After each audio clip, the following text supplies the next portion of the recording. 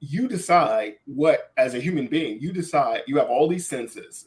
In the robot world, we call it sensor fusion. You have all this information coming in, and you have to decide, what do I give priority to? What will impact me? What has the greatest potential to impact me positive? What has the greatest potential to impact me negative? And you're always going to have your bias bent based on your ideology. If you're more inclined to believe that the minorities are at the door and they're about to kill you, you're going to have a certain bent. If you're more inclined to believe that everybody is good, you're going to have a different bent. So it's your bias taking in information. But what happens is people start dismissing the truthful part of what the opposing people are saying and not giving ears or at least validity to something that someone says because they don't like what it sounds like. What I think I just heard is, when presented with information, we're not even going to call it truth. We're not going to call it, data. Just data.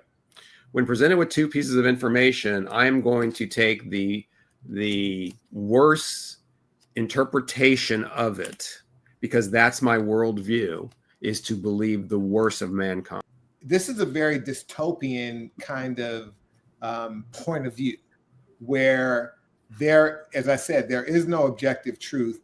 Every bit of data that comes in from your standpoint should be just reviewed or taken in with the skepticism off the top. The problem is that democracy cannot run that way. And that's why we are slipping into an autocratic kind of bent, because people just don't have the bandwidth to survive in the real world and try and decipher every bit of data that comes their way and figure out like what's true and not true. Because oftentimes it's neither, it's both, or it's some shade of the two.